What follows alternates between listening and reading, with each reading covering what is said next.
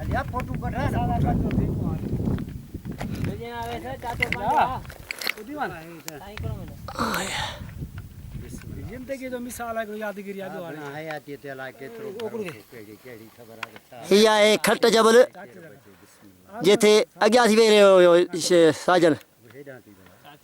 हिया खट जबल जेते साजन चाचा तव्हांजो नालो छा ॿुधायो गुलाम कादिर सोलंगी चाचो गुलाम कादिर सोलंगी साजन अली साजन हुसैन या साजन कुमार लाहौती साजन ऐं साईं मुश्ताक अहमद चन्ना साहब ऐं मोहतरम अवेस अली मेमुर साहब ऐं आउं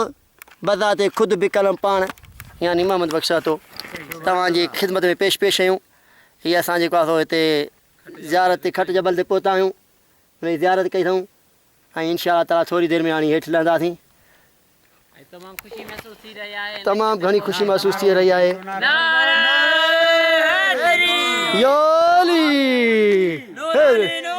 हर बहादुर दूध का दूध पानी का पानी जिए शाह नूरानी हक हक हक हेलो मुझा साईं अचो अचो अचो तव्हां नाम लिखो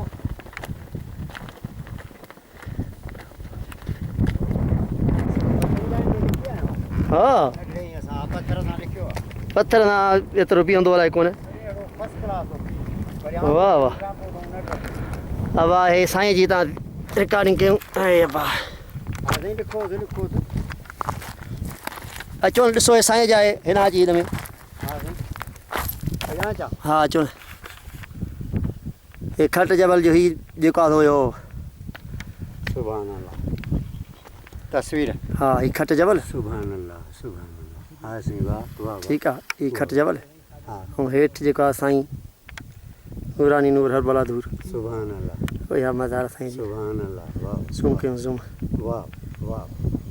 ओ ॾिसो न हा साईं ॾिठो ओ ही साईं आहे ओ हिते अञा वेझो कयूंसि ओ या ॾिसो हा ओ या ॾिसो हा साईं आहे ओ या ॾिसो हाणे आहे ओ या ॾिसो हाणे सुभान माण्हू ॾिसण ईंदा सुभान अल्लाह हक़ीक़त वारा हीअ जेको माण्हू मथे भरियो अथई हा हीअ जेको मथे साईं रोज़ो आहे हेठां ओ हिते माण्हू पिया हलनि हा हे माण्हू फिरनि पिया न हिते ॾिसो अची विया न हाणे त वेझो साईं जो पिड़ मार कर कंहिंखे बि कान्हे साईं जो पिड़ मुबारक हेठि न लो यार हे ॾिसो साईं जो रोज़ो ॾिसो अचो साईं अचो साईं हे जो हा जो मथे हेठो मूरो ये 20 रहा था भाई 28 तारीख ॾह महीने 2014 हाणे आया 7-8 ॾींहं चेंज पंहिंजी ॾिसूं हितां नज़र अचे थी पर हितां उहा या चौंकड़ी हाणे ईंदी नज़र सुभान अल्लाह खपे बि दीदा आया थी ते भरोसो वार वेरी जेके या नहीं वां जेरा जेरा हूंदा साईं साईं हिकिड़ो और त क्या बा हुकुम कयो इहो अवेस टाइम घणो थियो 12:35 हिकु बजे पूरे था लहूं था 3 बजे ते मानी थींदी पोइ वरी मानी खाऊं कलाक ॿ कलाक चढ़ण में घणा काएं बजे आयो साईं 9 बजे हा साईं हा साईं हा 9 बजे 3.5 कलाक त रुगो चढ़ण में लॻा त 2 कलाक त लहण में लॻा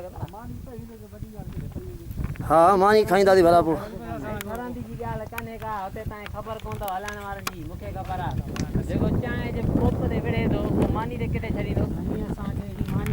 हा साईं असांजी तकड़ कान्हे हुन खां पोइ वरी इहा ॻाल्हि अथव साईं हो साईं भगीरथ नालो छा अथई भगीरथ अवेस